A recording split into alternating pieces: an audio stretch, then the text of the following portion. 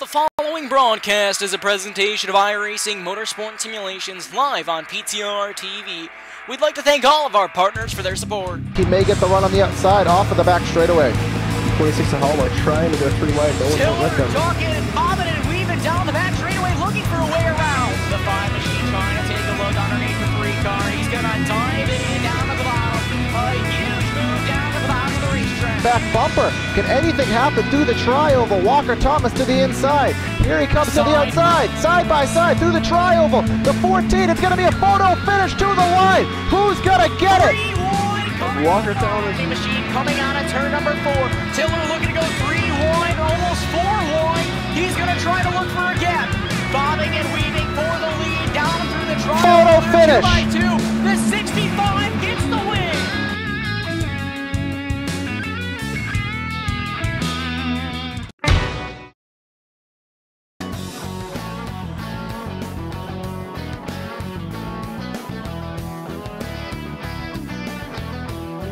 Welcome race fans to PTR TV on LSR TV. We are here at the Pocono Raceway in Pocono, Pennsylvania for tonight's coverage of the Pennsylvania 200 for the Integrity guys here in the Monster Energy NASCAR Cup machines here on LSR TV.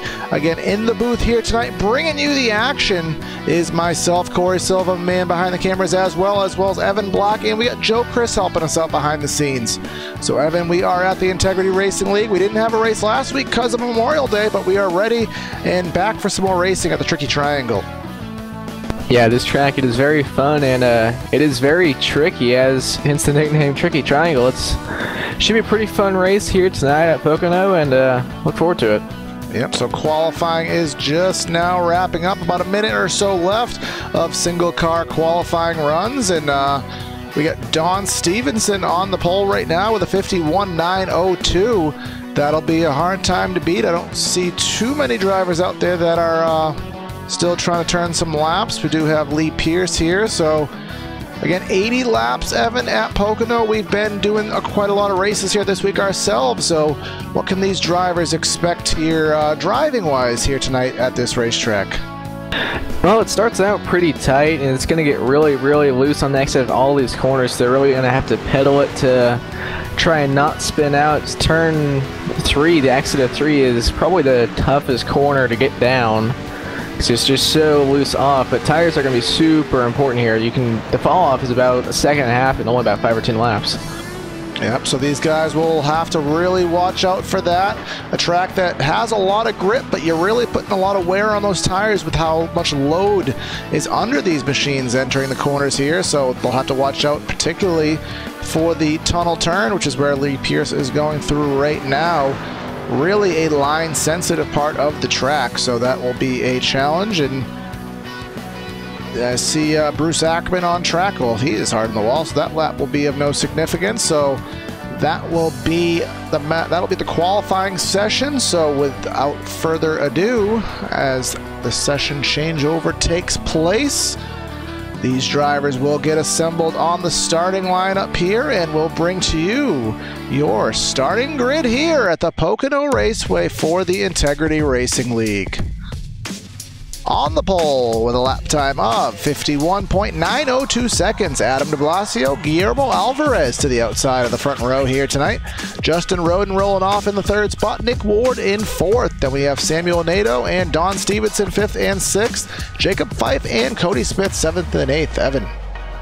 Rolling off in 9th, we have Brandon Kirkman, Eric de Blasio in 10th, William Dunn in 11th, Todd Thomas in 12th, Bruce Ackerman in 13th, Christopher Schetzler in 14th, Michael Duell in 15th, and Alan Roll in 16th. Corey.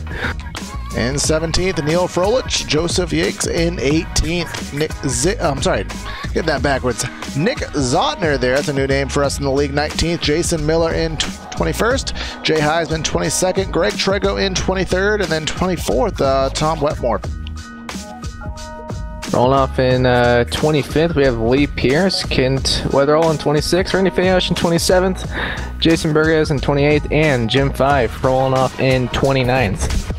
I think that is the field here today. So I think my graphics here on the overlay may have been a little bit different with Evan was reading. I think somebody must have threw it off, but regardless of such, we are on the grid here for 80 laps of action here at the Pocono Raceway for the Integrity Racing League. I want to thank everybody for spending a Monday night with us here tonight on PTR TV on LSRTV.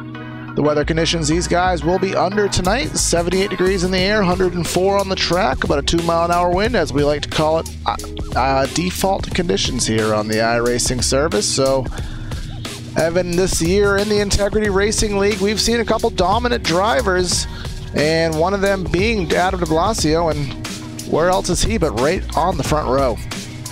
Yeah, he's on the pole by over a 1/10 of a second over Guillermo Alvarez, so really good lap for that 48. Yep, so he has won many races this year, 3 of them as a matter of fact, and he is up 112 points over Joshua Campbell, who is second in points, Don Stevenson in third, William Dunn in fourth, Todd Thomas in fifth, then Jay Heisman, Joseph Tice, Guillermo Alvarez, Jacob Fife, and Brad Patt in the top 10. But Evan leading, he's been in every single race, as well as the second place driver. Joshua Campbell has been in every single race, so to have a 112 point lead, that is a pretty impressive feat. But Joshua Campbell, he is not here tonight. So that will even hurt his causes one further. So Don Stevenson, he will have the opportunity to make up some ground here and see what he can do. He is not the highest in the standings right now in this race, but he'll work his way up, we're sure. But down the Long Pond straightaway here on the updated version of Phoenix here at iRacing, still getting used to this. Phoenix Pocono, started with a P. The updated version of, we'll see if we get the updated version of Phoenix. Hopefully relatively soon, but the updated version of Pocono, still getting used to that here on the iRacing service. These drivers have to get used to the new pavement, a little bit more runoff room, less bumps, and whole new set of challenges. But Evan, we are one set of corners away from getting this race underway. Yeah, getting ready to take the green here from Pocono, not Phoenix. Here for 80 laps at the Tricky Triangle. 48 of de Blasio on the pole. Guillermo Alvarez in second. Justin Rowden in third. And Nick Ward in fourth. Yep, so get yourself ready for a night of action here on PTR and LSR TV. Pace car will go in shortly. We'll wait for the 48 to get this race underway. We are waiting on the call, the green flag in the air, and we are racing at the Pocono Raceway. Good jump from the 48.07 bump traffic, and both of them clear the rest of the pack. Outside lane did not get going, so the top 2 on the inside lane are going to clear for positions number 1 and 2. 07 taking a fight to that 48 for the lead through turn number 1. Looks like through the exit of 1, the 48 will clear. Yep, that is a sole possession of the lead for the number 48. Top 3 drivers, top 4 even, think are single file right now. We have the 36, Jacob Fife. He clears the 83 of Guillermo Alvarez, who's dropped back from the 2nd spot all the way to 5th in half a lap. Yeah, Alvarez did not get going on that initial start, so he lost a lot of spots there. He has the 5 of Brandon Kirkman to his to his inside. Brandon Kirkman rolled off in 9th, and he's all the way up to 5th. Yeah, Evan, we've seen here in many races that we've done that the inside is where you want to be. You can't really roll that outside as good as you may have on the older pavement here. Yeah, especially in turn 1, it is really bumpy up there in the 2nd and 3rd lane, and it gets even bumpier as Brandon Kirkman up there in the 3rd lane. That's not going to work for him. That should allow Alvarez to get back by him. Yep, he will try. He will be a little pinched down off corner number 1, as Evan likes to call it, corner number 2. So that won't give him the run down the Long Pond straightaway. They will be door-to-door, though, and this is not an easy part of the track to run side by side, and Kirkman knows that and does yield the spot, or does he? He may be fighting back. Getting a pretty good run out of turn 4, and now side by side as they really go down into 5 and 6. And it looks like the 83 will clear, but the 5 is going to try and fight back, but he's not going to be able to, as now he has Nick Ward trying to get by him. Yes, he does. Nick Ward gets that critical run off of corner number 3, or as Evan will explain later, corner number 6. But not quite enough of a run. Don Stevenson in that number 47 machine trying to make some headway up there too and get to these guys. But we do have a battle just further ahead. Samuel Nato and Jacob Fife. That is for 3rd and 4th. Yeah, Nato just completed past 4th, 3rd, now out of turn 2. 36 is going to try and fight back, but I do not think he will be able to. Yeah, does not quite have the run here, so he'll fall back in the line. Adam de Blasio up by 1/4 of a second over Justin Roden. Can't quite make any further headway. Those two drivers seem to be pretty consistent with their lap times. And again, here comes the 83 dive in under the 36. Alvarez trying to get back up to that second position, now making the pass for fourth, and out of turn 6 down the front stretch. They're still going to be side by side, but the 83 should be able to clear. I think he may be clear now, just barely. We'll see as he gets ready to go down into turn 1, and he is now clear for position number 4. So now, Evan, a couple people may have been thinking, well, hey, Pocono's only 3 turns. Why do you keep saying 6? Well, if you look at the logic from every other NASCAR oval, like Charlotte or Kansas or someplace, that track only really has 2 turns, but they say 4. So shouldn't that be the same logic here? It only has 3 turns, but shouldn't it be called 6-turn oval? Yeah, there's ins and outs of every single corner. So, I mean, I follow your logic as well. So we'll go with that. So get used to listening to it. But we do have a battle for position. That is the number 92 of Bruce Ackerman. He is in that Red Bull machine to the inside of him, just making that pass Michael Duell in the 88 off of corner number 6. Pretty well strung out now, 5 laps in. I do believe most drivers, at least up in the front of the field, have gotten their positions sorted out. 3 wide further back in the pack. Joseph Yakes and a few others now down to 2 wide for about the 19th position. Yep. 87 is really falling back here. Yeah, Yakes is not going in the proper direction now. He started in 18th, back to 22nd, and that may fall even further as he is behind he has a couple drivers behind him within close range, but he has a heck of a battle in front of him that he needs to watch out for. This track is so momentum based with all the long straightaways it has, as the 87 going up to the outside of that 06. 87 trying to get back up to 22nd, but it looks like the 06 will clear him out of 6 and down the front straightaway. And 87 is getting a pretty good run. He may be able to get to his quarter panel entering turn 1. Yes, he will try his best to as we enter corner number 1. Here comes Yakes with that big dive to the outside. But he got those bumps. Way too high. And look at that car to the inside there. The 06 of Heisman got really loose over those bumps there on the inside groove as well. Keeps them side by side. 87 will clear as they get ready to go down into turn number 3. We'll see here if the 06 can take a dive. He's not going to be able to. So now the 87 trying to reel in that 52 of Nick Zotner.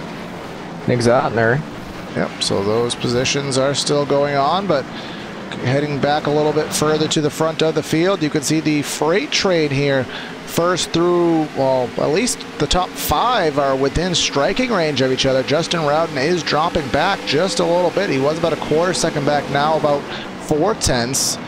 But we are at the point, Evan, where tire wear is going to start kicking in, so the drivers who maybe got out of the gate a little bit quicker may start to fall back as these good years start to wear down. Rowden got a pretty good run out of 2 and down the Long Pond straightaway, though. He closed in a little bit on de Blasio. We'll see down into turn 3. De Blasio got on the apron in 3 and 4. That's going to slow him down a little bit. Yes, it will as we come into corner in the next set of corners here. The 45 and 80 to the outside. Guillermo Alvarez, who's been battling hard this entire time. Jacob Fife in the 36. Is he going to go make a 3 wide? Is he going to go top or bottom? He's going to go in battle with the 45. Try to draft him down this nearly 4,000 foot long front straightaway. See now the 36 of Fife to the outside of that 83. 83 driving in deep down into turn 1, trying to clear that 45. So here out of 236, going to go 3 wide. Now he's going to think better running back out of there. Still side by side 4th, 3rd, but I believe that 45 should clear. Yes, he will.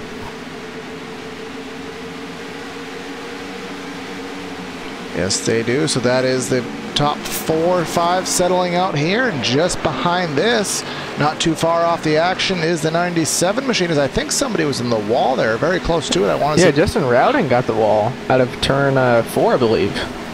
And the tunnel turn there, and you got to watch out for that. That tunnel turn wall will sneak out and bite you very easily, as obviously the 07 rather just found out the hard way.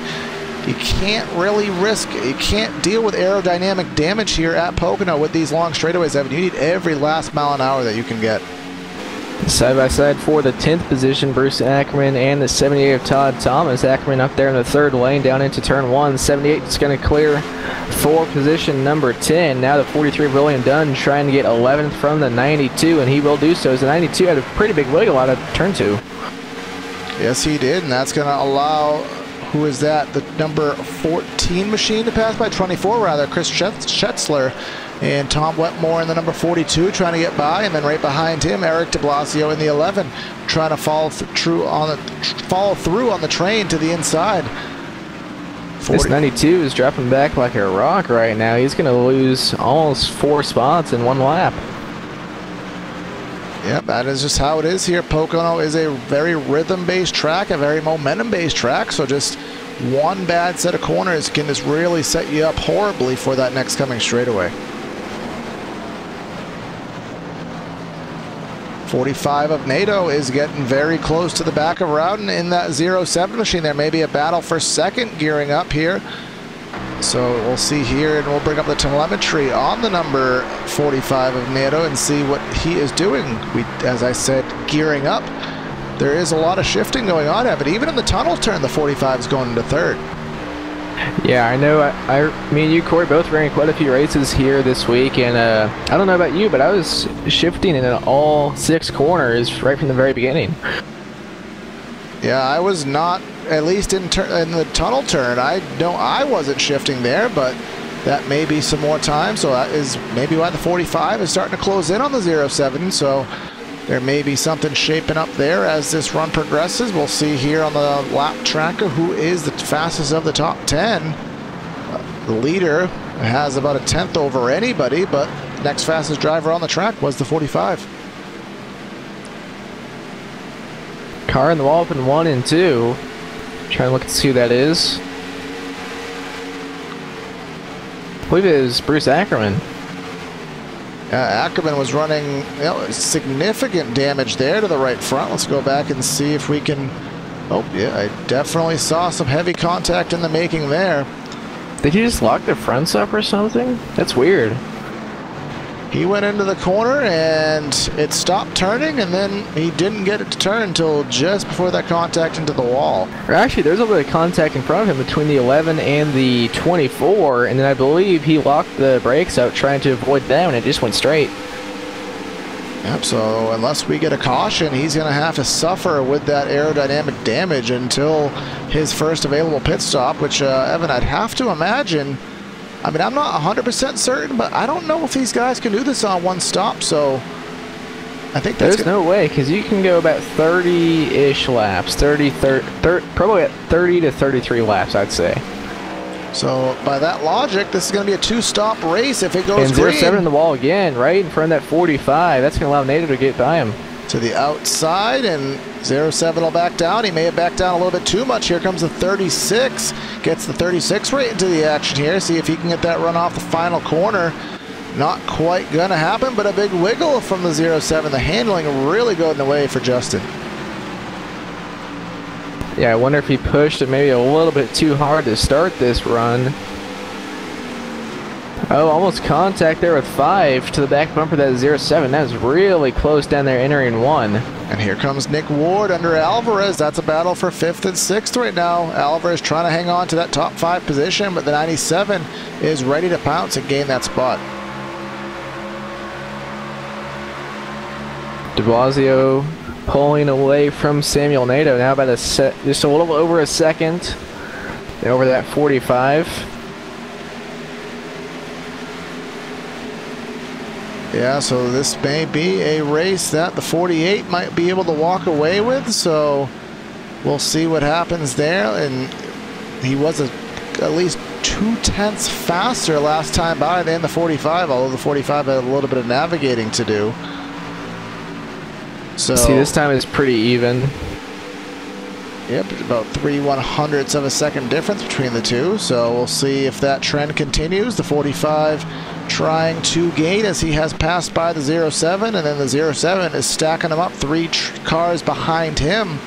Fife, Alvarez, and Ward.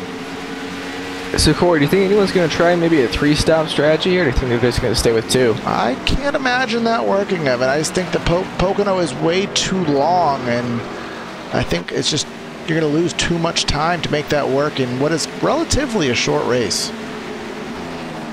I know a race I was in earlier today, the leader pitted about 5 laps later than everyone else, and he dropped back to about 10 seconds back, but he was able to close it in and pass the leader on the last lap in 15 laps. So he gained 10 seconds in 15 laps, just riding in 5-lap fresher tires. Yeah, that is the case. You have to imagine, I'm not sure what the exact time is. I'd have to gather to be about 30 to 40 seconds that you'd lose on a pit stop here. So just do that logic twice. Are you going to gain 40 seconds in however much extra time it would be for a third stop? I don't know that off the top of my head, and you know we're not pit gurus here, so I'm not one to guess. I'd say probably the 2-stop is going to work the best. So by that logic, again, that would open the window about lap number, I'd say lap number 26, and that'll make it the most even stints to the end, about 26, 51, so about 25 to 27 lap runs approximately. So we'll see what these drivers do decide to do, especially those who are up in the top 5. If they want to have any shot at the 48, who is really starting to get the legs on him this time. He is 0.4 of a second faster than NATO last time by. So that is definitely not going to help out anybody's cause to gain on him. But there is a battle for second. The 07's kind of got himself situated and is working on the 45 yet again. Yeah, last lap, NATO missed the bottom in the tunnel, and there once again, you can see the 07 gained quite a bit, but on the exit of the tunnel, he lost some time there. Yeah, so it's just, as we said, Evan, it's just a really line-sensitive track. It's just a really rhythm-based track. It just doesn't take much to overshoot the turn by 5 feet, and that'll cost you time as a contact off of corner number 3. That's rodent in the wall, and here comes the 36 of Fife trying to get that advantage down the front straightaway. Drag race into corner number 1. See, down into turn 1, 07 up there, maybe a little bit too high, now bringing it down towards the center of the corner, and we'll see on the exit of 2. It looks like he's going to get a pretty good run. Don't know if he's going to be able to clear down the long pond. Does not look like he will be able to. Now we'll see they're going to be side by side going down into the tunnel turn, which looks like the 07 is just going to give it to him.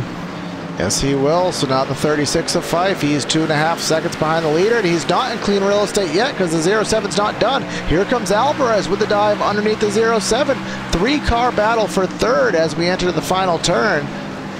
Rowden will try that outside groove. I don't think it's going to get him anywhere, but he may stay side by side with the 83 off of it. Get the run down the front straightaway. He does exactly that.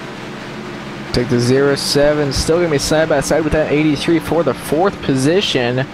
We'll see as they go down into turn 1. Who's going to have, looks like the 83 is going to clear, but will the 07 be able to fight back? He's going to try and do the crossover, but does not look like he's going to be able to pull side by side. He might be able to here out of 2. No, he will not. Yep, so this is the best battle on the track. It goes all the way back to Don Stevenson in the 47, who is starting to get his way back into this battle with all this stuff going on. These guys presumably burning their stuff up even further. But Evan, I can say, I'm looking at the stopwatch between the top 2. NATO was about almost a 0.5 tenth faster than de Blasio last time by. Gap is just now about a 1.5 seconds. We'll see if that is indeed a battle worth following. Yeah, we'll see if he can keep that up. He will catch him, but it's really hard to keep it up and keep that pace up on a track like this. Couple hundredths of a second last time by, so not much, but he is, if not faster. They are running pretty much identical times as we have a big stack up in turn 3. Alvarez washed up the track again, Rowden to the inside of him. Not much momentum for Rowden on the inside. He's going to drop back in line behind the 83, but the 97 Award has some momentum. Takes a look on the long pond straightaway into the tunnel turn, but he will not make a move. 07 drove it deep into the tunnel to keep that 97 from trying to make it move, and it worked. He still had pretty good momentum on the exit of the corner, but Corey, we've had our first driver make a pit stop. The 24 of Shetzler came down pit road. to get some new tires. Yep, as well as Jason Miller in the 73. Two drivers have been on pit road, but Schetzler, we've seen him having play some strategy. As another driver up front coming in, or relatively up front, Don Stevenson, he was in about 7th position. So this may be about 5 laps earlier than I personally expected, but these drivers are probably going for the 3-stop then. 20, 40, and 60. That is very true, and drivers maybe going 7-8 laps. That'll go right into the hands of what you were talking about earlier, Evan. We've seen a lot of strategy races here for Integrity, and it looks like this race has the green flag flow to it. As aggressive as these guys are going, I do still see the green flag flow to this race, as Alvarez is still hanging on ahead of Rowden for that 4th spot. See if anybody pulls into the pits for lap number 20. Don't see anyone from the top 5 coming down pit road. I see one driver, the 88 of Michael Duell, coming down pit road from the 8th position. Yep, so nobody in the top 5 yet, but a couple drivers in the latter end of the top 10 and maybe in the teens have come to pit lane.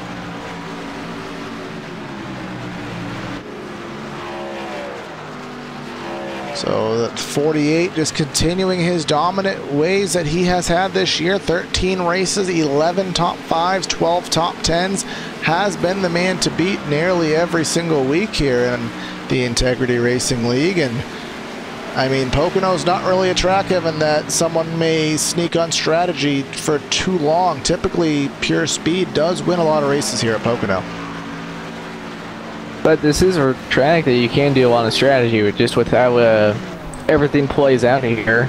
Usually in real life there's a lot of strategy calls, yeah. So we'll see if that can transfer over here, as a few drivers already coming down pit road trying that 3-stop versus the 2. Yeah, without any kind of cautions to interrupt the flow and to maybe insinuate those strategies, I don't really know if anything these other drivers are going to do is going to throw a wrench in the 48th race, but still way too early to call it.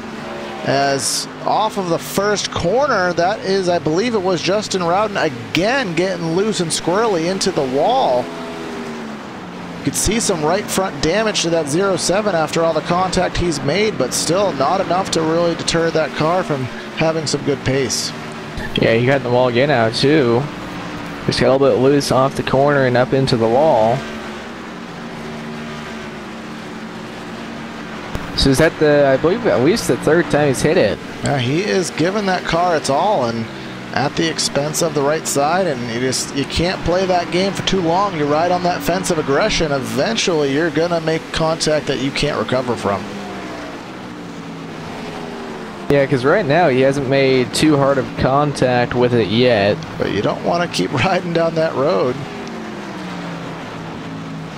A little bit further back, Colton Landy's in the 49 machine. He is behind Tom Wetmore in the 42. That's a battle shaping up. Oh, Landy's loose out of 2. I was going to say that lost it there. I was going to say that was a battle shaping up for the 8th position, but now he's going to lose that, what was 9th spot, to William Dunn, who passes them with that lost momentum.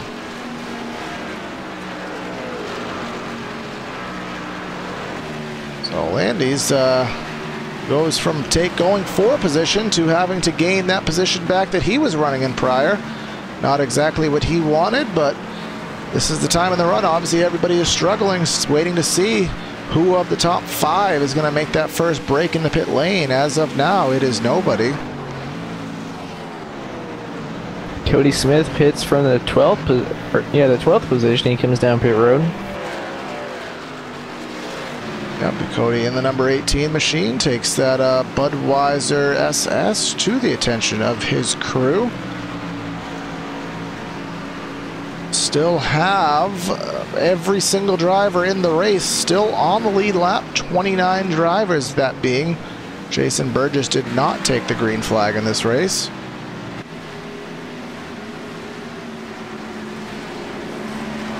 I'd expect probably next lap to see some of these drivers further up in the field from the top 5 coming down pit road. Yeah, that sounds about right, because I was kind of predicting about 25 laps into the race. That would be the call for most drivers to split it up into the most even of segments, as who we have right now, the 97 of Nick Ward. I think he was the highest running driver to take it to pit lane. Couple drivers behind him at the tail end of the field.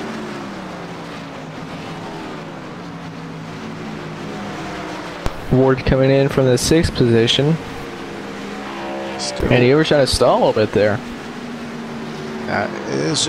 It's a very, very easy mistake to make it. It's one that will cost you on the stopwatch, because especially under green flag conditions, Evan, any extra time you take fixing that car in the pit stall is going to amount to seconds on the racetrack. See de Blasio staying out another lap. And as is the entire top 6 drivers, actually, for that matter. I mean, in my experience here, I think the longest I ever made it here was 35 laps, and I think that was with the help of a caution. So at this point, is there anything gained by staying out these additional laps if you know that you're going to have to come in twice?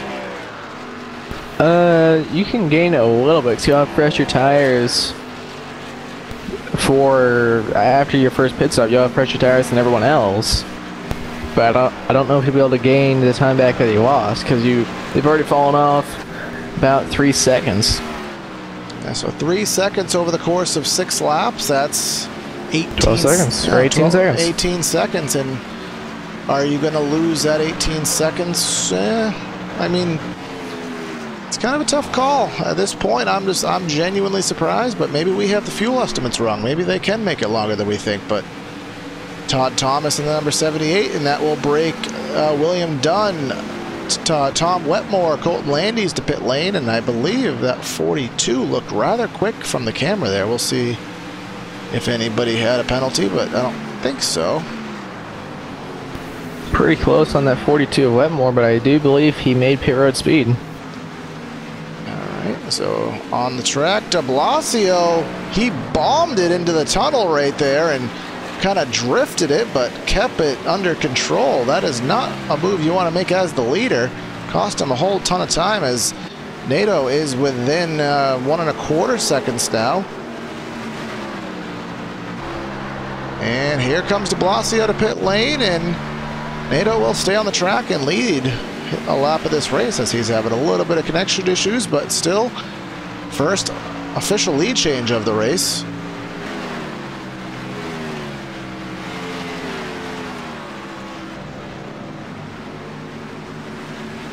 So we'll see here where de Blasio ends up cycling out once he gets out of pit road. Yep, so the first driver on the fresh tires right now, we'll see, as he will most likely be passed by at least somebody.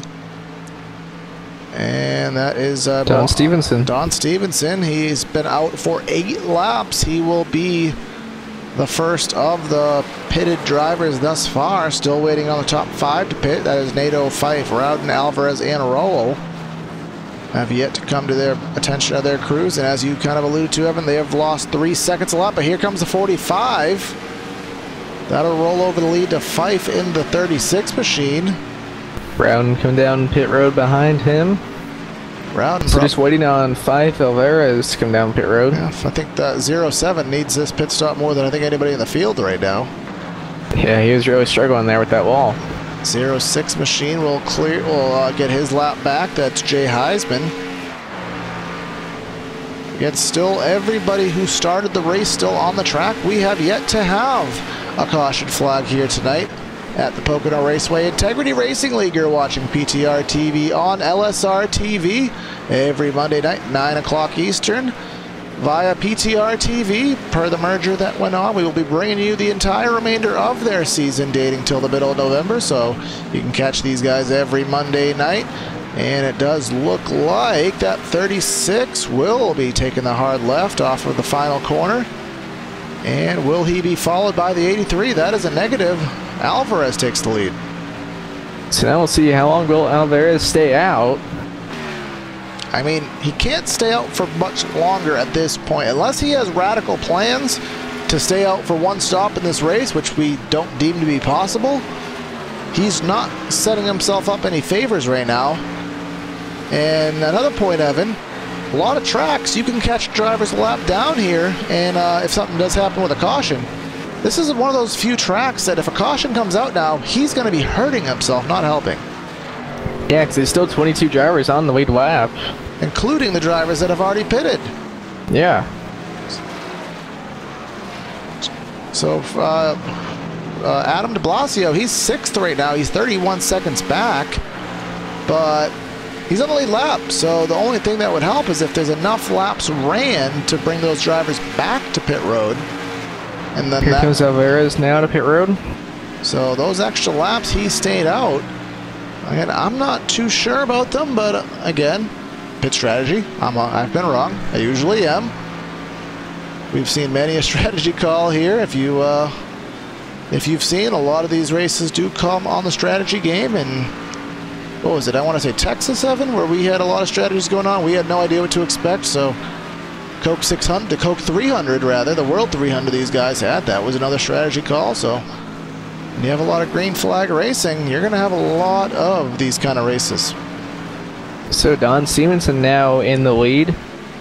I've had him de Blasio about, actually it's not showing quite yet how far back he is. We'll see next time by. Yeah, scoring has to update as some drivers getting laps back and all that stuff. So right now it is Don Stevenson the leader and Michael Duell in second. We can tell you that those drivers have the oldest tires. They have pitted 11 and 10 laps ago respectively.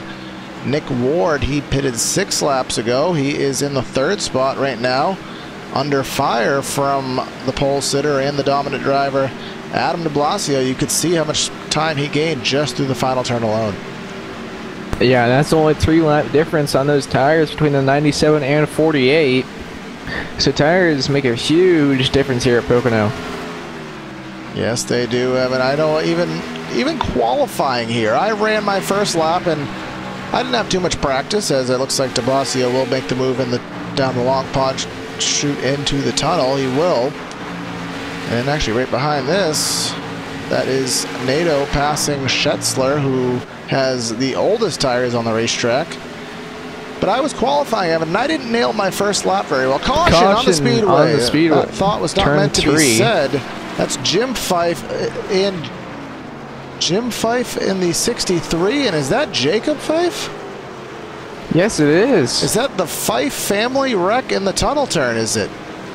Yes, it is. Wow, I'm not sure if they're in the same household or what's going on, but that is going to be a family meeting to have. Let's go and see what happened. 36 to the out.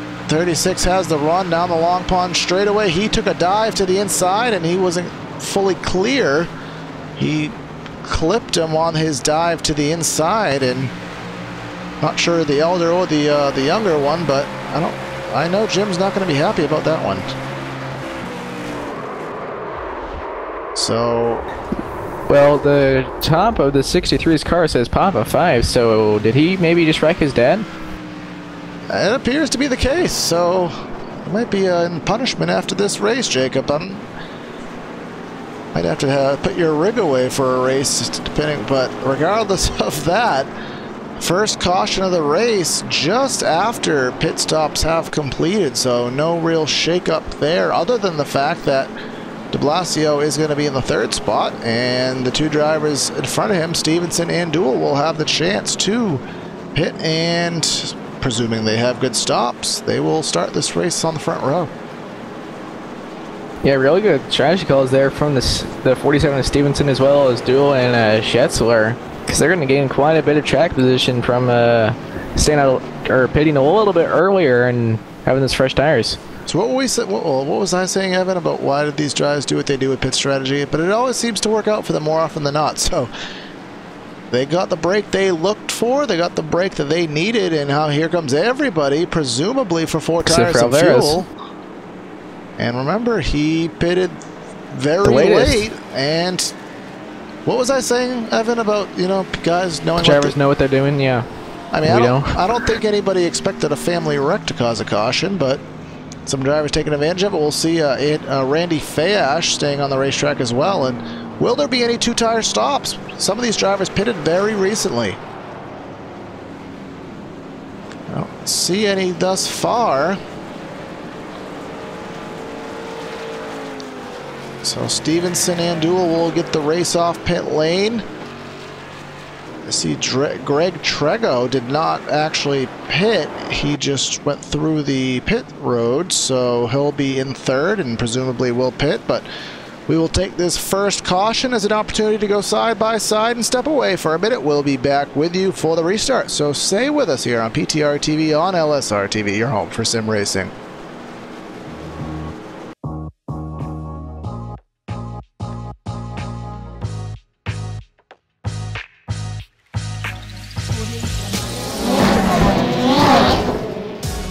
Red Bull GRCs are now available on iRacing.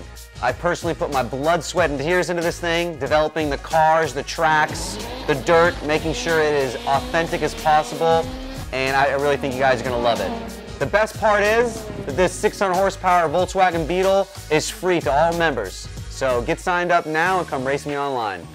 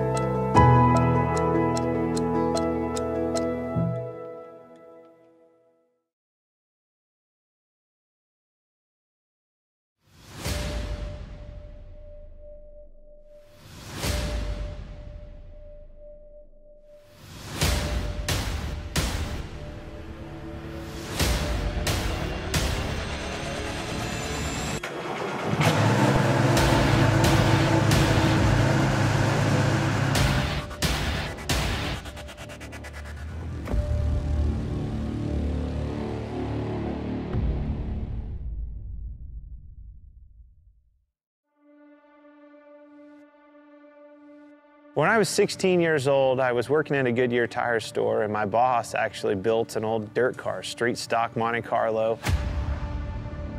Went with him one night, fell in love with it. It was a hell of a race, hell of a party, and a big fight afterwards. I was like, this is it. This is it for me. It wasn't long after that, I was driving an old 78 Camaro out of the weeds at that guy's farm. We pulled that thing out and made a race car out of it, and away we went.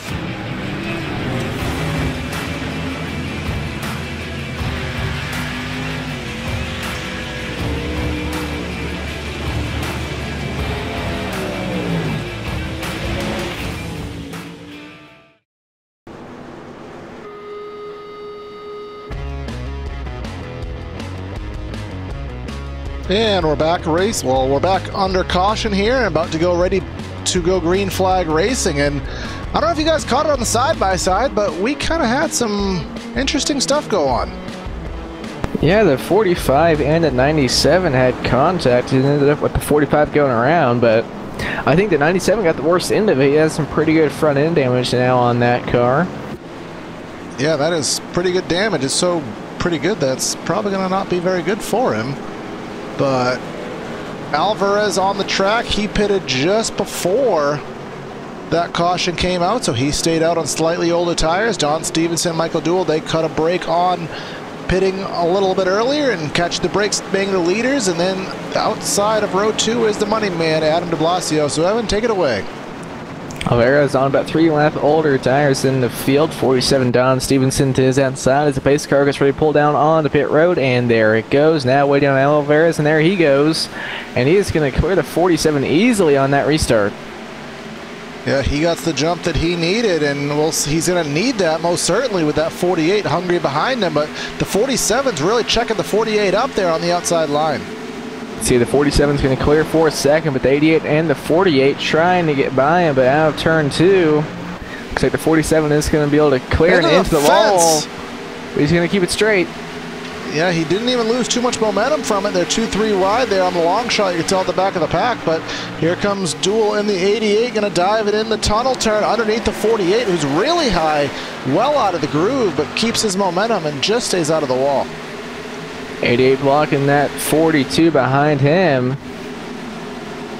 48 now going to clear, maybe, no, not quite. Now he will out of turn 6. 48 going to clear for the 3rd position. Now we're going to try and get by that 47 of Stevenson as the 42. Take a look underneath that 88. Yeah, Wetmore tried to follow through there on the outside lane, as the outside maybe getting a little bit more merit to it at turn number 3. Seemed to work there. Here he comes to the inside of Duel, so the 42 right behind de Blasio, who washes up the track. The 42 trying to go 2 for 1 there. Caution out now. Caution back on the racetrack. Greg Trego in the 05 machine. So a race that started off very green is starting to get a little bit of a caution flare to it. We'll go on the blimp and see what happened. Oop, it looks like he just had a little bit of help from the 45 machine. And when I say a little bit of help, I mean a lot of bit of help. A lot of bit of help. And at a track that a lot of people have slightly different braking points into the corners, and maybe the 45 expected the 05 to go a little bit later, and was not the case. So now the question is, they ran about 2 laps. Do you pit or do you not? Well, I am going to say that you should stay out. There it is. That's the Corey Silva pit advice of the race. I Stay also out. wrote a book called Crew Chief for Dummies. I don't expect any of you to buy that, because it'll give you horrible advice, because I lose quite a lot of races on pit strategy, if you haven't already determined that. If you buy that, just do the opposite of what it says. And you'll probably win. But in all seriousness, we are about to have halfway become a thing in this race. We expect about 33 to 35 laps. So if you, Evan, hear me out here. Hear me out. Yes, there's a chance, Corey. If you pit and then top off on 1 to go and save, you most likely could clutch it a little bit and stretch it to the end. Yes, there's a chance. But is that worth it to? Rather than just pitting and going all out on fresh tires. If it stays green, that may be a topic of consideration. If it doesn't, then, well, heck, we tried to make drama for nothing. You definitely could make it if you save. If you pit here. Because you'd only really have to save a lap, as Stevenson and company. Most of the field coming down pit road. It looks like about 4 drivers staying out. Alvarez, de Blasio, Wetmore, and Duel, the lonely 4 drivers on the racetrack, and then everybody else. So it's about 3 more behind them coming down. Or staying out. So it does. So just this right here cements the fact that you will not see Alvarez, de Blasio, Wetmore, and Duel doing what I just said. They will most certainly have to come in at least one more time. But everybody else, there's a chance.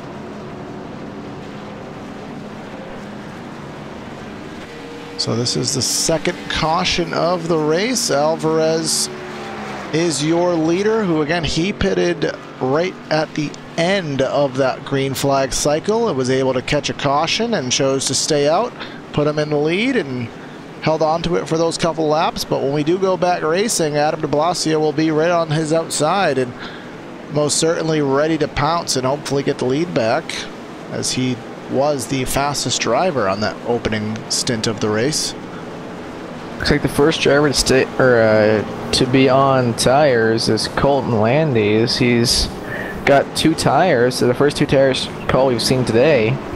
Then Todd Thomas behind him.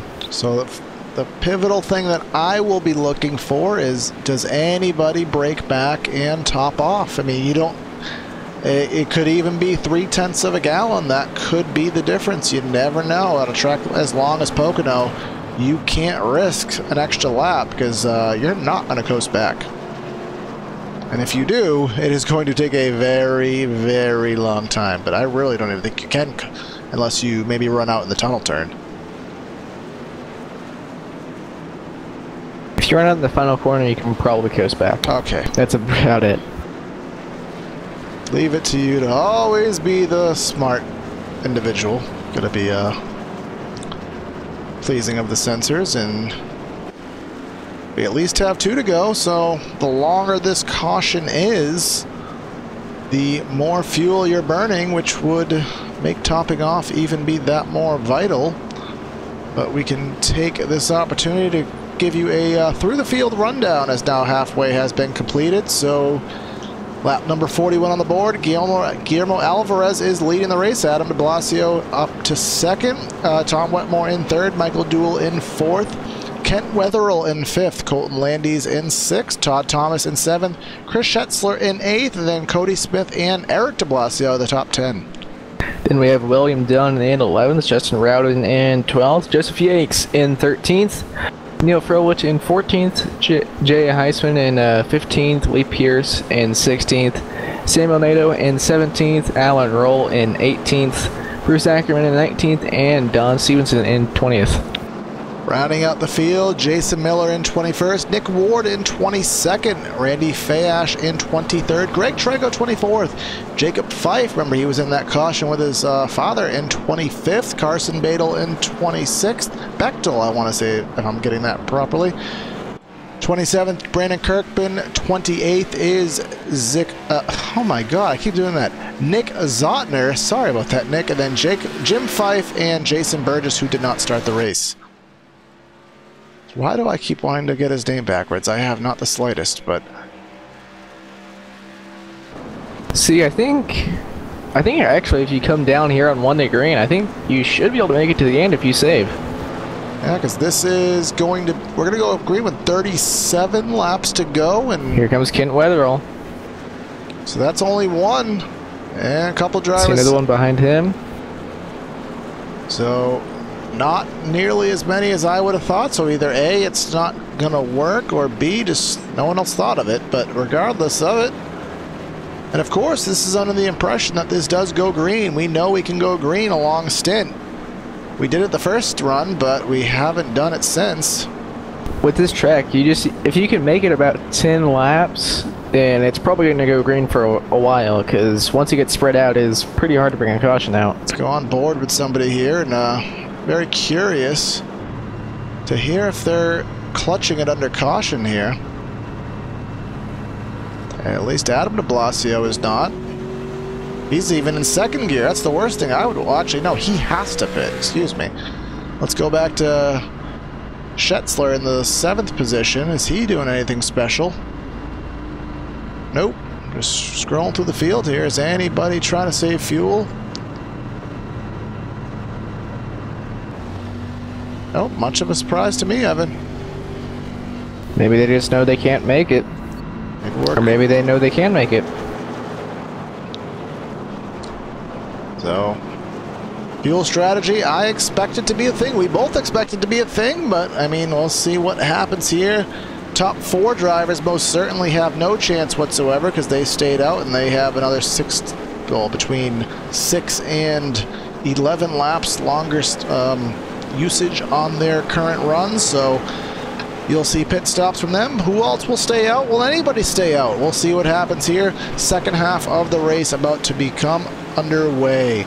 Pace car coming through the final corner here at Pocono Raceway. 83 is the control car on the outside. Adam Blasio to the inside. In second, pace car is in. On the loud pedal, we are back racing in the tricky triangle.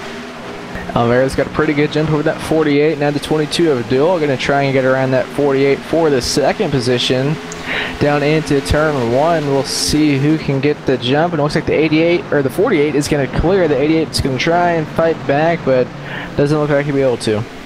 We'll see if that clean air that the number 83 has is any benefit to him. Oh, car around the back. Hard contact. 52 Nick Zotner. Hard against the turn and exit of turn 1 wall there. We'll go back on replay again and see what happened. Contact with, looks like he came across the nose of, I want to say that was the 5 of Kirkman. We'll get a little bit better view of that. Yeah, well, the 52 actually I think came down into him, and hard contact into the safer barrier, so we will be back under caution again here. This race we can't seem to get this race back started the way we got it started initially.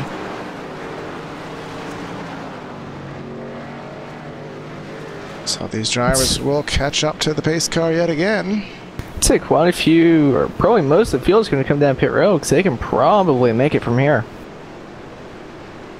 Yeah, I think without any kind of extra work to be done, I think you can make it from here. You may want to pit just to top off at the end, though. I mean, if your estimate, Evan, about 33 laps is safe, then it'll be going green right at lap 33, so it still may be close, but I think enough so that just a blip here and there, and you should be able to save it just fine. We'll see who all comes down pit road, as it should be open this time.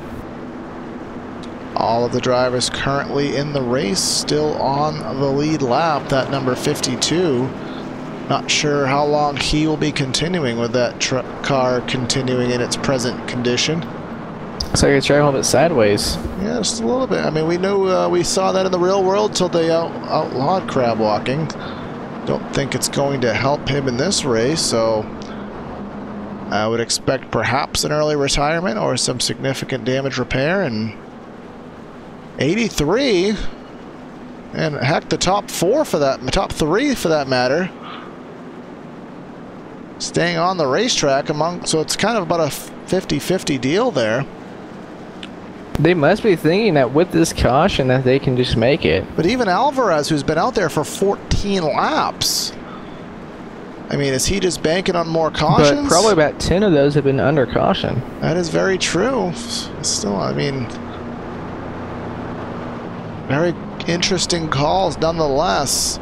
So the first one pitting will be back in the 13th position. This will be interesting to see.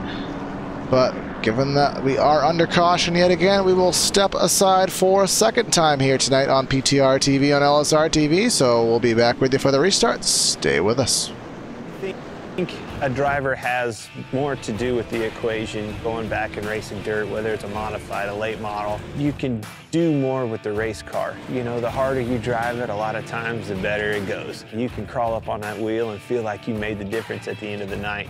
Asphalt car, you can't overdrive them. That was the first thing that I had to learn right off the bat is, oh my gosh, I've got to discipline myself, not overdrive this thing, and that's how you get the most out of it. Truth be told, communicating the right information to your crew and your crew chief so they can do their job and make their appropriate adjustments for you to go faster and do your job is probably 90% of the game in our world. I've always loved late models. You know, my dream was to be a late model driver driving for a living across the country like Daryl and Don do that drive for me. I mean, that was, truth be told, that was my dream, you know. I always wanted a semi. I always wanted a stacker trailer with 2 hot rods in it and let's go racing. Let's take off with your buddies and go race and chase that dream. Never in a million years did I think it would turn into a Cup Series, and I actually have an opportunity to own 2 you know, dirt late model teams.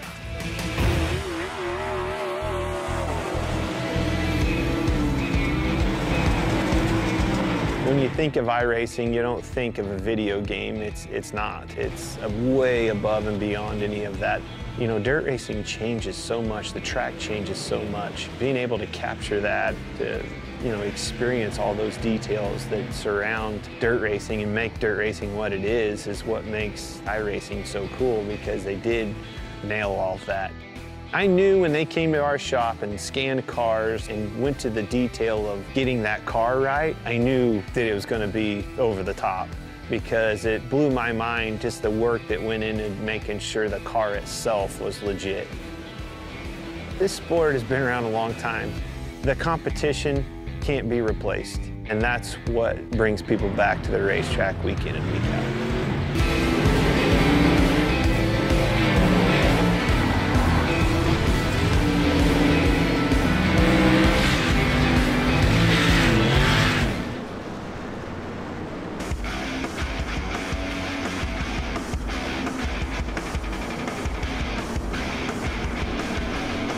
And welcome back to PTR-TV on LSRTV, here for the Integrity Racing League Pennsylvania 200 here at the Pocono Raceway.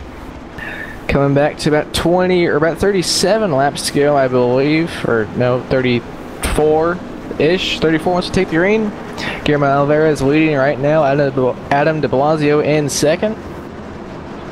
Yep, that is your front row. De Blasio has been the fastest driver, but lost the lead on initial pit strategy with the first run, so closest position he's been to getting it back. But he will be on the inside. Alvarez will have the control on the outside. We come through the final set of corners here at Pocono. Waiting for the pace car is in, and Alvarez wastes no time. We're back racing on the loud pedal. Look at the 49 machine of Landy's trying to get that second spot. Yeah, Landy's, he is on 2 fresher tires compared to the rest of his top 5 or so, so we'll see if that can help him get around his 48, maybe get up to that 83. See, out of turn number 2, it looks like he's going to get a pretty good run on that 83. It's going to clear the 48, and now we're going to try and reel in Alvarez. Yeah, he used that run there and kind of chopped the nose a little bit off there just to kind of block the line of the 48. Worked successfully for him, so he moves up to P2. De Blasio really had a late entry into the tunnel there. Not sure if that was intentional. Nearly opened the door for the 42, but here comes Landis to the inside of Alvarez into the final turn. Alvarez in the 83 goes high on those older tires, those 2 fresher tires of the 49. Going to advantage here off the final corner. New leader. Yeah, you got the lead, and you also got the wall out of turn 6 there, but now we're side by side with the 48 and the 83. 48 falling back just a little bit, but he should be able to get back up to him down into turn 1. Yes, he will. Now the 48 going to try and do the slide job. It looks like he's going to clear him. Will the 83 be able to get a run and do a crossover? He will not. Yeah, he was up there running the Larson line, if it was a thing at Pocono, up in the 4th groove there. That cost him some time, so he's back to 3rd as battle for 4th. The 78 of Todd Thomas, highest he's been tonight. He has just passed Tom Wetmore in the tunnel, and Justin Rowden, remember, he was in the top 5 earlier. Lost it on the pit strategy game as well, trying to get himself back up to the front.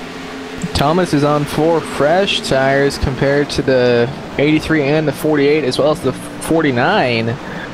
So now we'll see if that can help him get around this 83. He's getting a pretty good run out of the 6 and now down the front stretch. We'll see if he can catch up to him. And just for those who have tuned in and maybe wondering why Evan keeps referring to 6, he is in the Pocono as a 6-turn track. He is the lead campaignist for that. So 1, 2, and 3 is what we know it as, but Evan will take it further, 4, 5, and 6. So just so you know, campaign starts here.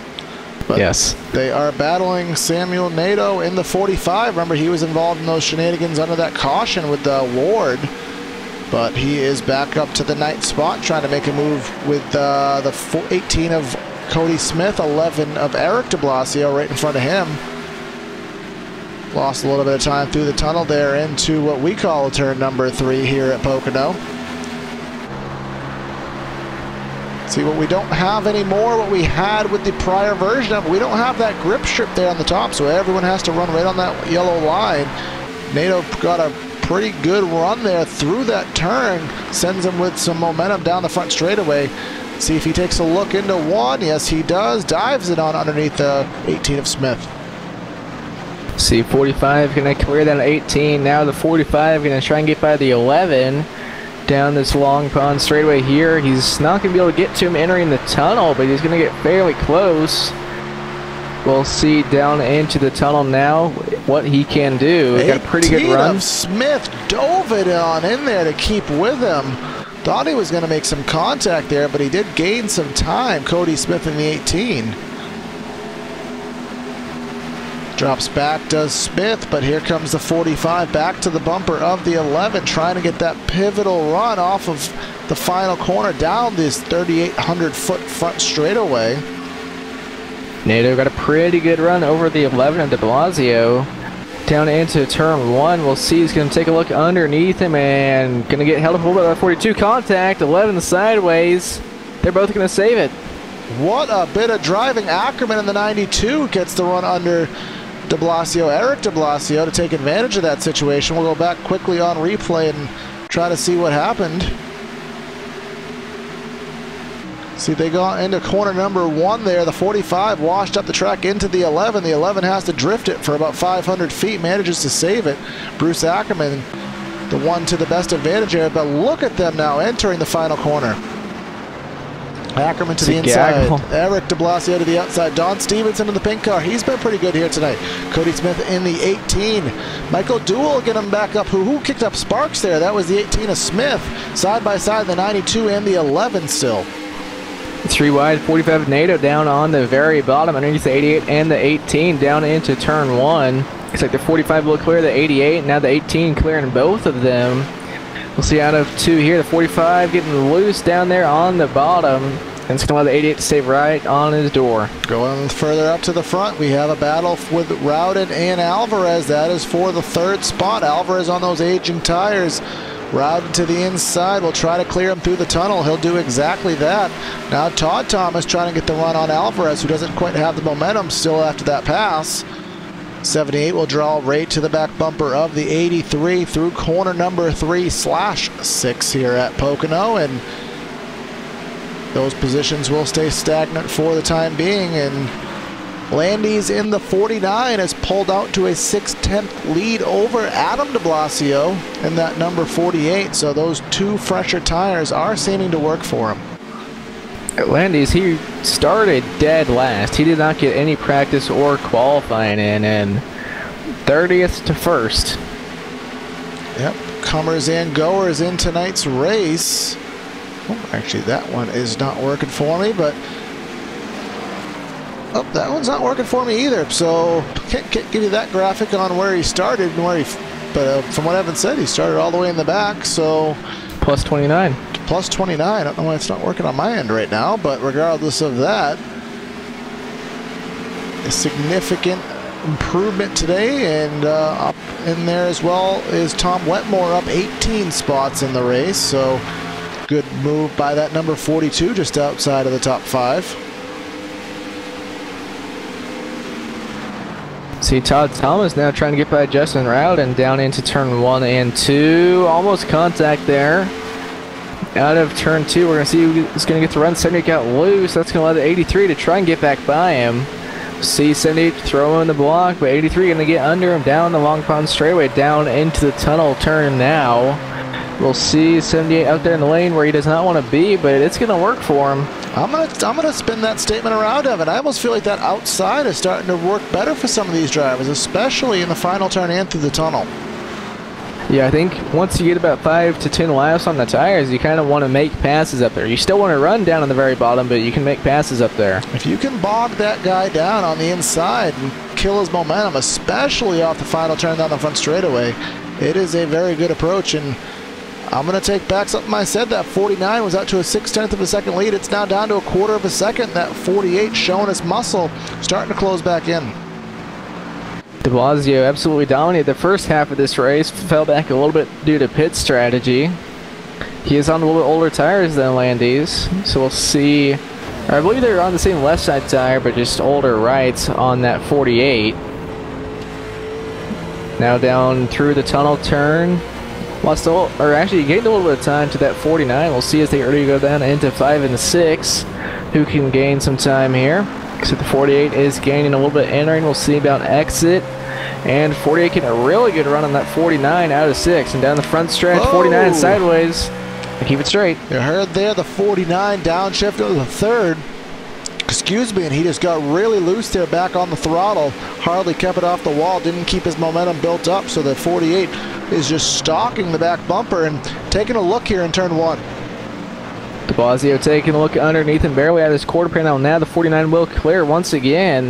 Looks like that 49 is getting really loose off of these corners. Losing time to that 48 off the corners, especially now into the tunnel. 48 running a little bit higher, taking a little bit later of an apex, but he's getting down to the yellow line and almost contact there. 49 is really slow through the tunnel. 48 De Blasio taking a look underneath down into 5 and 6. Yeah, De Blasio had to get on the binders there and check up through the center of the tunnel, but here he comes in, turn number 3 rather, to the inside, and he will not have the momentum. The 49 will bog his entry and exit down, so he will not have the momentum down the long front straightaway and falls back into position 2. So now we'll see if De Blasio can make another move at him. Through 1 and 2 now. The 48's going to take a look underneath once again. Now see out of 2. 49 going to get the run though and should clear him. Power move there on the inside was the 48, and again, that's a move that's not going to allow him to carry that momentum. So he drops back in the line again. All this battling is bringing the 07 Rowden back into the mix. Yeah, Rowden, he is on fresher tires with the 48 taking another look down the chute. 07 into the wall out of corner number 2, but here comes the 48 with the dive into 3. Will he wash up the track and make room for a crossover? He will not. He'll make that move stick. 48 back to the lead, but nope, here comes potentially another move from the 49 right to the back bumper within inches of it. 49 had a really good run, but I think when he shifted, he lost some of that run. Yep, so now 48 is back in the lead. Does the 49 have any kind of backup move? Does he have anything left in the tank, or is he going to drop back and the 48 sail off into clean air? See if Rowden can catch up to these guys. He was about a half second quicker a few laps ago when they were side-by-side battling, but it still looks like he's closing in, and the 49 is not letting that 48 get away as the 48 almost into the wall there out of the tunnel. Yeah, big wiggle there, and Rowden had a little bit of an excursion as well, lost some time as they're battling for the 4th spot. That is Guillermo Alvarez and Todd Thomas and Tom Wetmore for that matter. To the inside here is the 42 of Wetmore trying to get underneath the 78 of Thomas. Not happening this time by, and we click off another lap. Lap number 59 now on the board. 22 to go, I believe, here at Pocono. Or 21, depends how they want to score 22. 22 is correct. So, Evan, we got to bring it up once again. We have to bring up pit strategy, something we love to talk about. That 48 is one of the drivers that is on the lowest fuel load and the oldest tires of the bunch. He's going to need to go, technically, about 46 laps, albeit with cautions, to finish this race out. The guy that is in the best spot right now is Don Stevenson in 8th. He's got 14 laps on this run here, so he should be able to make it to the end. I think some of these drivers will be okay on saving. I think some of these drivers may be completely out to lunch, but someone like Stevenson is he's just all set either way, so he's just cruising along 5 seconds off the lead in the 8th spot. And 49 sideways, it's gonna go around. How did he save that? He's just that daggum good, Evan. We got to go back on replay, see what happened to 49 of Colton Landis. We caught the end of it there live. We'll see it on replay. Just as we like to say, Tokyo. Oh my God, Rowden into the back, was he? Hard hit from the 07 to that 49, and the 49, he should have spun out there. That car wrecked, but he didn't hit anything, and he kept it straight. The 07 had a different braking point. You can see him just sawing that wheel. I'm going to quote DW, you cannot do that. But he did. I have no idea how he saved that car. The 07 realized that the braking points there were completely different. He tried getting to the outside, and he just couldn't quite get all the way to the outside. There was still a little bit of Landis to his inside, and that little bit sent that 49 off into a near-death slide that he was able to recover from. Carson Bechtel on pit road. He was on the same strategy as the 47 of Stevenson.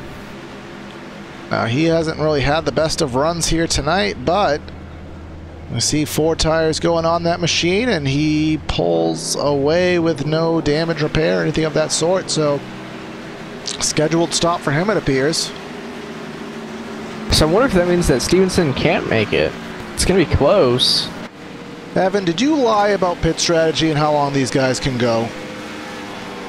All I'm saying is I cannot go 40 laps. And then I guess probably about 30 to 35-ish. But we saw them we saw it happen. They've gone 31 laps, so we know at least that much. So 34 shouldn't have been that much more of a stretch, but evidently, I guess it was. But maybe it's not. Maybe he just didn't want to go 20 more laps on the set of tires. That very well could have been an option. Remember, he hasn't been in the same position, so he may not have thought it was warranted stretching those tires out that long. De Blasio is going to have to pit here soon. He's 28 laps into this run. And albeit with all the cautions we've had, that's not going to give him a 20-lap buffer at all. Nope, here he comes right now. As well as Rowden coming down pit road. So our less driver is going to go for this as we thought. We're going to really have to pay attention to this. We know how it can be with a lot of drivers. Oops, the 92 of Ackerman, he took a stab at it. He did not make that pit entry. So Guillermo Alvarez will be the leader. He is on the oldest cycle of anybody. He hasn't been in here since 32 laps ago. But Colton Landis, Todd Thomas, Eric de Blasio, I don't expect them to pit, them to make it. And Tom Wetmore, I most certainly don't expect him. He's on 29 laps. Michael Dewell right now, I believe, is in the best position. But he has got Stevenson. Oh, actually, he has 1 less lap than Stevenson even, so. Yeah, Dewell was able to get by Stevenson there for 6. And just ahead of them, some pit stops coming down. De Blasio sideways coming in, locked up the rears, but keeps it straight. Alvarez coming down pit road as well. So Evan, this is going to turn into one of these situations as Tom Wetmore takes the lead. Colton Landis is in second under fire from the 78. This is going to turn into a situation very quickly where you're going to have to decide right now what you do. Because you can't decide to stay out and then pit and kind of call a bluff. You need to make up your mind now, because if you wait too long, any strategy is not going to have time to work. We know pretty much 4th on back can make it. It's just those top 3, there's no way they can go another 15 laps. Or even another. We think. And this time by, they both stay on the track. And this, I can't remember the year, but it was within the last 3. There was a race here in the real world at Pocono where pretty much everybody ran out. And I remember Kyle Busch coasting, and I want to say somebody coasted. It was 2015. I remember that race because Kenseth won it. And he won it. Did he win it coasting, or did he have enough fuel the whole time? But I don't. He had enough fuel. He saved enough. Everybody else, I've never seen a race with everybody running out of fuel. It was a sight to see, but I feel like we may have opportunity to be running into one of those tonight. Colton Landis, I believe, is trying to save fuel because he was out of the gas really early entering the tunnel. Let's go on board. He was either trying to save fuel or trying to let the 88 go by. We'll see here. I mean, he's not in a position, from what we know, to save fuel because he hasn't been in. So the leaders are wrecked. Todd Thomas and Tom Wetmore. What just happened? Well, what just happened is we are under caution, and everything that was just about to play out is in the garbage can, but we need to see what happened because that did not make sense. So let's make some. Looks like the 42 of Wetmore, he just got loose out of the 6 and came down in right rear of the 78. Let's go back a little further. The 78 got into the 42 on the entry of, well, what we call 3, and the 42 just doored him in the right rear quarter panel. I don't think that's intentional. The 42, he got loose. No, Evan, you have to go back to the beginning of turn 3, well, what is your turn 5, and see what conspired there. 78 got into the left rear, kind of snookered the 42 up the track. They exit the corner there. Oh, I guess it's still maybe a little bit of looseness there, but the way that all conspired looked a little bit fishy there. But it could have just been him getting loose, and a lot conspired there in one set of corners. Let's just say that much. So now, the guys that have already pitted, what do? Are they going to stay out? You have to. If you already pitted, well, drivers who have already pitted, Adam de Blasio, he's going to have 3 more laps on his tires than everyone else. And we know how important that is, but at the same time, he can't pit from where he is right now. The best he can do is either stay out or do 2 tires. I'll tell you, Michael Dewell did not want to see that caution, and he is rear-ending the 42 coming on the pit road. So obviously, he did not think that the 42 was loose. He hit him about 3 times there, coming on pit road. Evan, did you go and were you able to see what we saw on the stream here with the incident? The contact entering 5? Yes. Yeah, the 78 got into his left rear a little bit. So it's just between all of that conspiring, was the 42 loose, or was there a little bit of... He was loose, but he may have had the choice to hit him or not. I'm not going to go out and say it was intentional, but he may have had the choice of whether or not to hit him. Yeah, he did get loose, though. Yeah, he did get loose, and did he get looser than he needed to be? That is a question that we don't have the answer to. It's hard to call in situations like that. Yeah, so it's just, I mean, you can kind of place your own judgment there, what happened there, and 1 lap. But regardless of that, we had what was going to be a ton of fuel strategy and a lot of interesting stuff take place, but we're going to pretty much have a 10-lap shootout to end this race here tonight. Well, but the only thing with that is 10 laps at Pocono isn't really a shootout. That's still quite a bit of racing. Yeah, it'll probably take about 10 minutes or so to do those final 10 laps.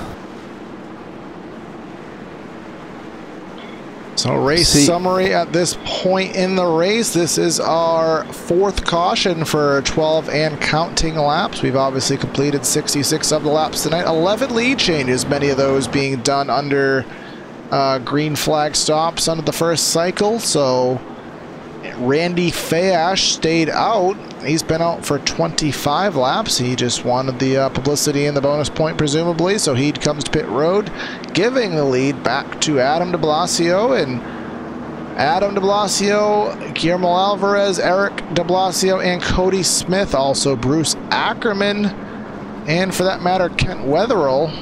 All of them stayed out to some varying degree. And then Tom Wetmore is the first on brand new tires. So de Blasio, or Adam de Blasio, he has the oldest tires of anyone. But the fastest car under green flag and clean air circumstances. So does best car and best driver at this track right now overcome a little bit of a mechanical disadvantage? We will find out. Alvarez, we know Alvarez is quick, and mind you, the gap between de Blasio and Alvarez is only 1 lap, so 1 lap, I mean, it can be a lot, but in this circumstance, I'm not sure that 1 lap is going to be anything of significance. It's going to be a matter of Wetmore in the 42 and Landy's 49, maybe throw Duel into that as well. Those guys at the end of the top 10, do they have enough time? Do they have enough car to contend for this? So, Corey, who's your pick? I think I already know who it's going to be, but who's your pick? Are you assuming that I'm going to pick the 48? Yes. Well, I'm going to live on the wild side because why not? I like Terry Labonte. Let's go with Guillermo Alvarez. I'm surprised you didn't pick the Jeff Gordon car. It's too obvious. I like to live on the wild side, you know? Keep people guessing. Well, I definitely guessed wrong because I thought you were going to go with the 48. But you left him open for me, so I'll take the 48. But Another question worth asking is, let's see what happens with the lights on the pace car, and they will go out. So we will go back racing with what should be, as I wait for the graphic to clear so I can see, it will be 11 laps to go when we go back green flag racing. So is the yellow flag done being aired in this race? Probably not. Because these restarts here at Pocono are crazy. They can get 4, 5, 6 wide going down into turn 1, and usually whenever they go that wide into the corner, they don't come out that wide. Yeah, because it all depends who can get a good roll off that start. If you can read that start, you're going to have some momentum. You're going to keep going to the inside, and as you can see, that front straightaway, there's a lot of room on that front straightaway. There's like you could probably fit 12 cars there, but realistically, at worst, you need to get down to 3 entering turn number 1, ideally 2. Ideally 1. Ideally 1, yes, but absolute worst case scenario, I'll take 3 wide and 1. I don't want it, but I'll take it. So. And then 3 wide in the tunnel, just 90% of the time it does not work. 90? That's even being generous. I was going to say 99% of the time it doesn't work, but. Okay, 98.5. All right. So, 11 laps to go, coming soon at Pocono Raceway for the Integrity Racing League PTR TV on LSRTV. Is the caution being done flying? We do not know. The 48 has older tires. There are fresh tires on Tom Wetmore's machine in 6. Can he get up there on them? Let's find out together as the pace car comes off of the final corner, hard left into pit lane. 48 on the loud pedal. We are back racing. 83 stacks him up on the outside lane. 11 of Eric de Blasio will take the advantage into the second spot. The brothers battling for the lead. Eric and Adam de Blasio clearing for 1 and 2 as they're almost 3 wide down into turn 1, and the 42 is going to go around. He's going to save it. Yes, he will. Don Stevenson and Schetzler, the 3 wide exiting corner number 1 at Pocono. They will get through that scenario safely somehow. A lot of stuff going on. Good driving by all of them to get through that. But up front, can the brothers battle? Will they change positions? Does the 11 have anything? Not sure if that's going to be the case, but here comes Alvarez underneath Ackerman. That is for the 4th spot. The guy in 3rd, he is on fresher tires. His contact between the 92 and 83. 92 going up the hill up there in the 3rd lane, and 5 and 6, and he's going to clear the 88 now, plus a few spots there. Landis, remember, he's on the fresher tires. He was all the way back in 7th, I believe, on that restart, but he's in 3rd now, stalking the back bumper of Eric de Blasio, who hasn't really been a top 5 car tonight. It's been at the end of the top 10. Going into the first corner here, the 11 washes up high. That'll give sole possession of 2nd to the 49, and he has 10 laps to gain 2 car lengths on fresher tires. I'm going to say this now, the 49, if this stays green, he's going to win this race. Yeah, because his nearest competition is the number 88 machine on fresher tires back in 5th, and I'm not sure if he'll be able to get through the traffic before that number 11 is, actually, here he goes already, the 49 is starting to gain some time already as the 83 of Alvarez and the 11 of de Blasio side by side for 3rd. 49 kicking up some sparks there off of the final corner. It's 3 wide, a little bit further back in the pack with Tom Wetmore, Don Stevenson, and Cody Smith. Cody Smith up at the very top, Stevenson in the middle, Wetmore on the bottom. Stevenson, he's going to maybe back out. No, he's still going to be 3 wide out of turn 2. And the 47 is going to clear both of them. Yeah, Stevenson trying to take advantage of his slightly fresher tires. Battle for the lead. Adam de Blasio and Colton Landis. Landis on the inside through the tunnel. De Blasio on the outside out of the tunnel turn now, and it looks like the 48 is going to clear, but as they get ready to go down into 5 and 6, who's going to have the advantage there? You can see right behind this, they're side by side, still the 11 of Eric de Blasio and Alvarez. Right behind them, duel on those fresher tires, trying to take advantage and get to the Landis while he has some kind of opportunity. But he's stuck right now. 49 got a run off the final corner down the front straightaway. He'll take a stab at it to the inside. De Blasio is really going to have to pinch him down. Yeah, de Blasio, they're going to be side by side for the lead once again out of 2. And almost contact there. It's still going to be side by side out of 2. Here they come down the long pot straightaway, and Nick Ward into the inside wall. Caution on the speedway. Who's going to be called as the leader? I think it's going to be the 48.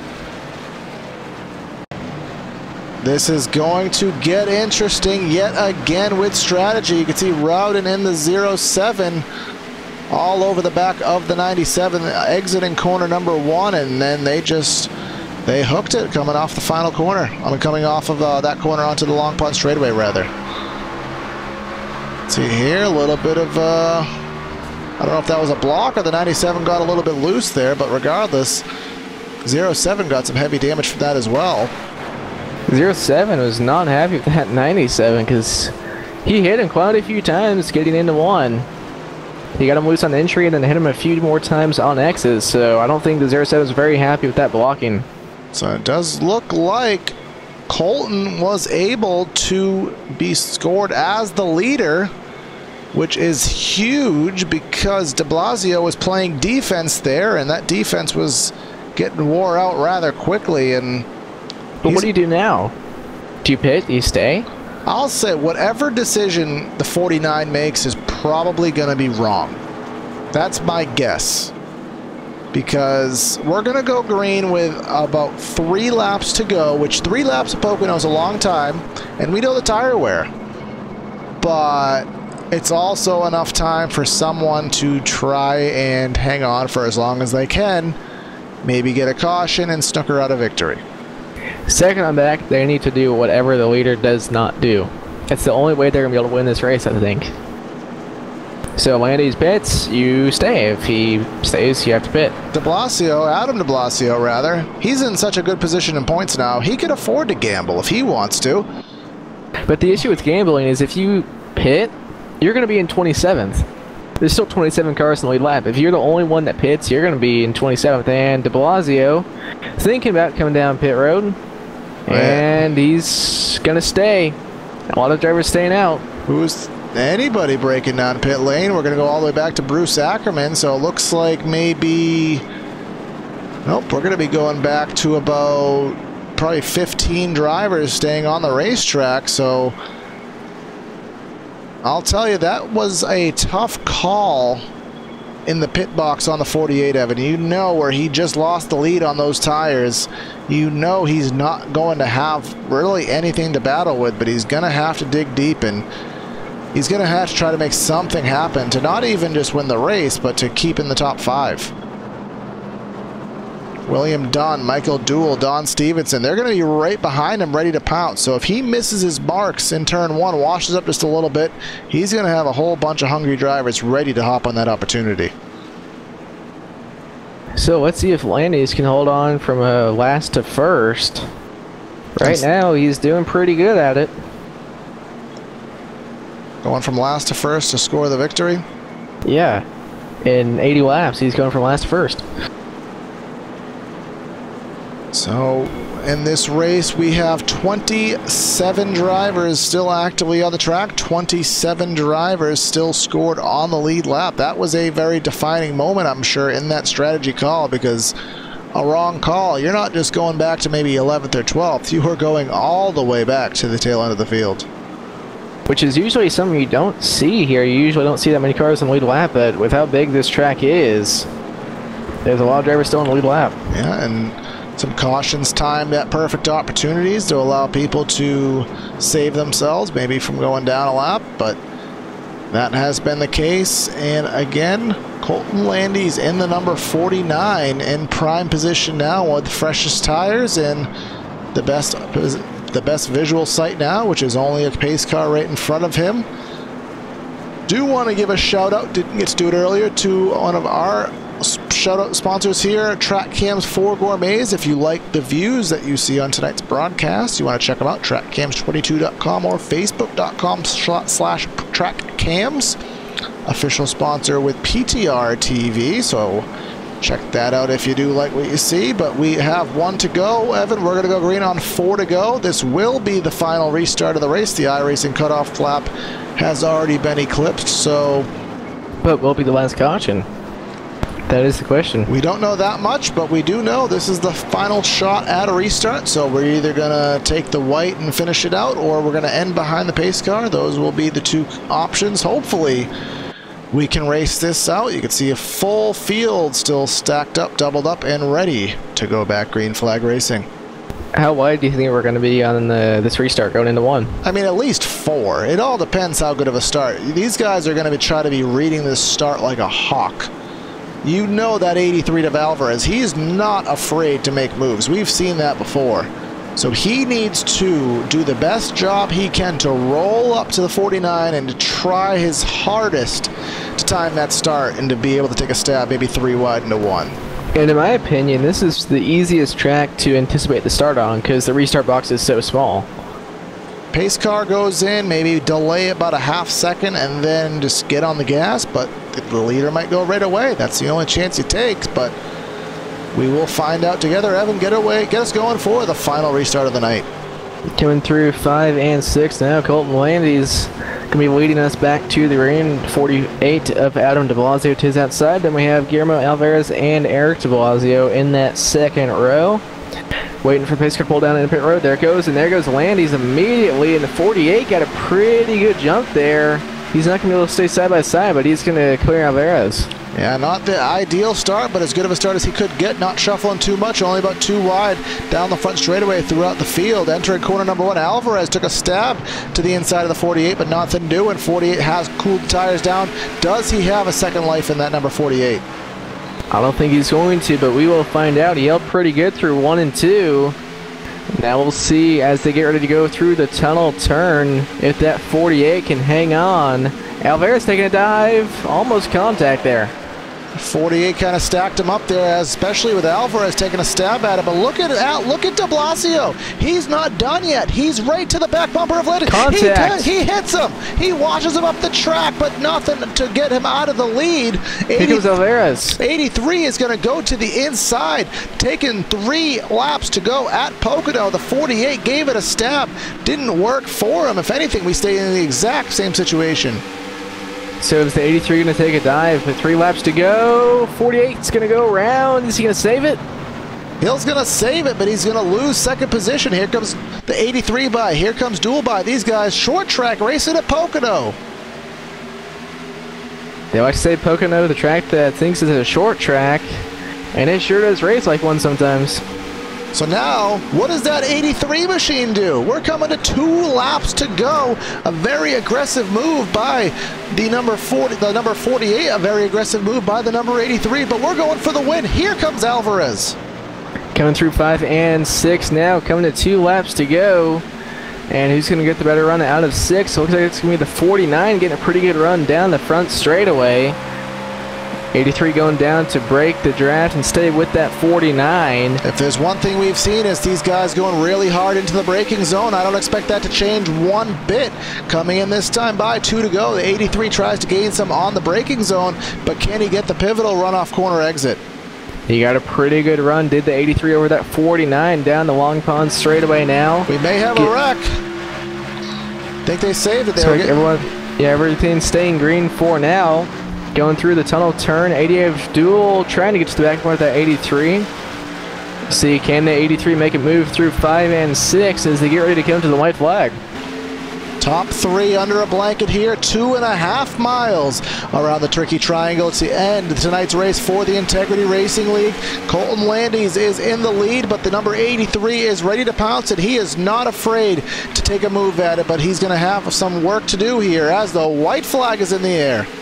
Getting ready to go down into turn 1 and 2 for the final time. 83 sending it down into the corner. He's going to lose second probably. Yeah, that was a little bit too much of a dive, and that cost him a 1/10 of a second. That may have been any chance he had.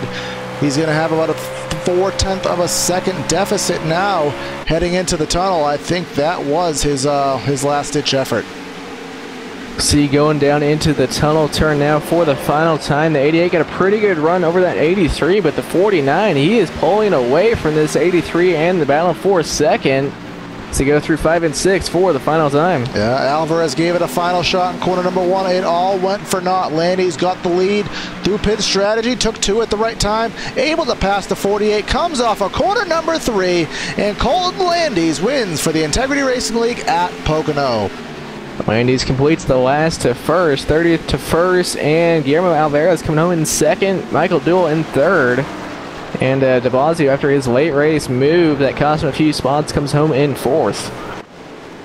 So a good finish here, good racing here in Pocono for the Integrity Racing League. Let's go quickly down the final results here as these guys have completed tonight's race. With the win here tonight at Pocono was Colton Landis, leading 19 laps here tonight. Congratulations to him on that. Guillermo Alvarez with the second. Michael Duell in third. Adam de Blasio in fourth. William Dunn in fifth. Tom Wetmore in sixth. Samuel Nato in seventh. Then we have Don Stevenson, Eric de Blasio, and Chris Schetzler rounding out the top 10.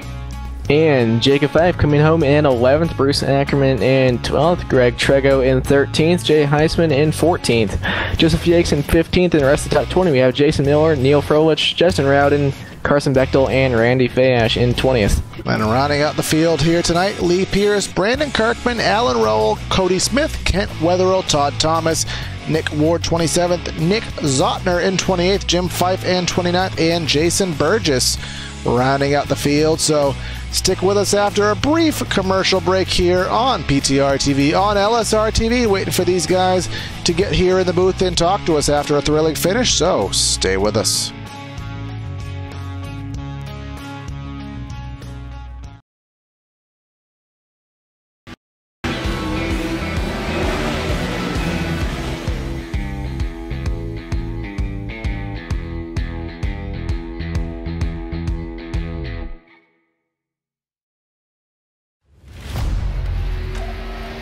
The yellow flag is out. Pit road is now open. Keep your eye on those gauges. We'll give you 4 tyres. 3, 2, 1, now.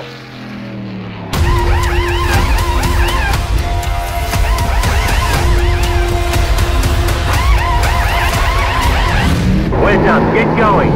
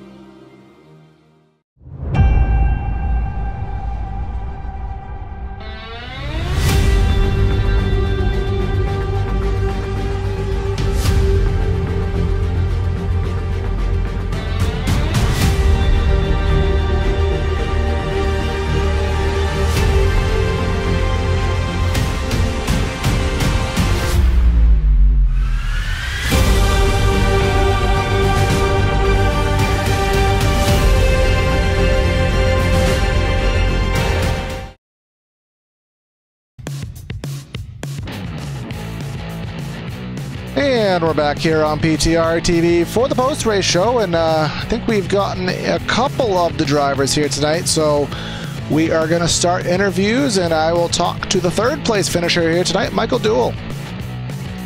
All right, Michael, you got a copy? Yeah, I do. All right, so it was a third place finish for you tonight here at Pocono. We saw some strategy going on, green flag pit stops, and a lot of good action going on. Then the yellow flag kind of took over and kind of threw some off the cycle there, but we saw you on some pretty good set of tires compared to everybody else trying to get yourself through the field. So talk about how the whole race went, but particularly the last run. Yeah, that was a fun race.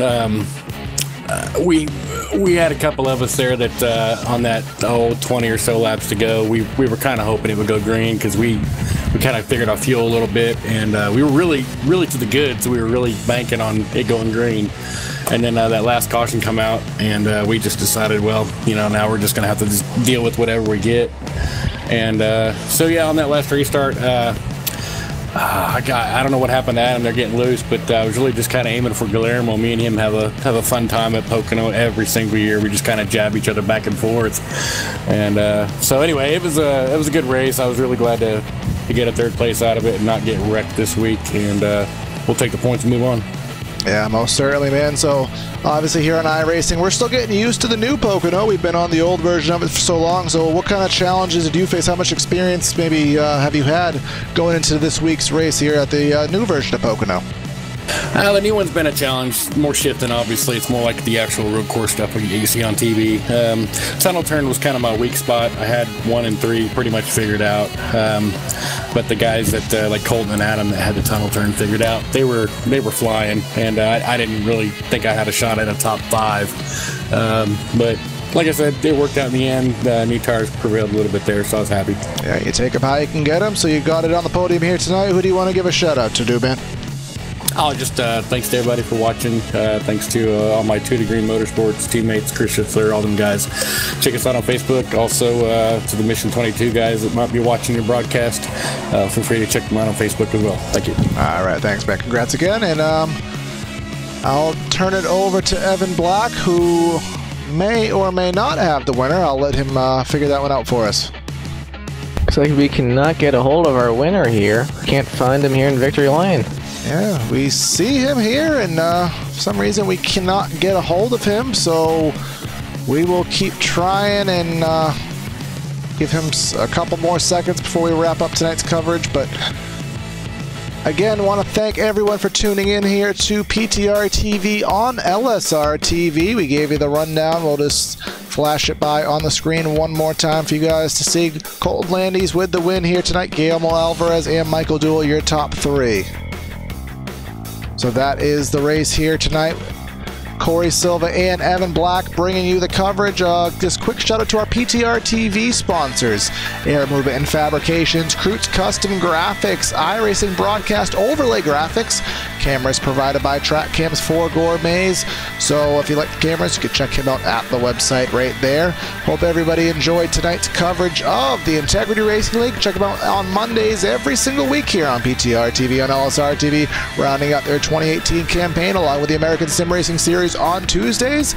Won't catch them tomorrow, but you'll catch them next week here on the channel, and stick out for the Hardline Racing League on our channel, PTR TV, until the middle of August. So, Evan, final word, do we have the winner? No, we can't find him. He didn't make it to Victory Lane. All right, so we're sorry about that, but we'll congratulate Colton Landis nonetheless on his win tonight. Corey Silva, Evan Black, and Joe Chris signing out of the booth. Have a great night, everyone, and we'll catch you next time. Happy night, and we will see you on Friday.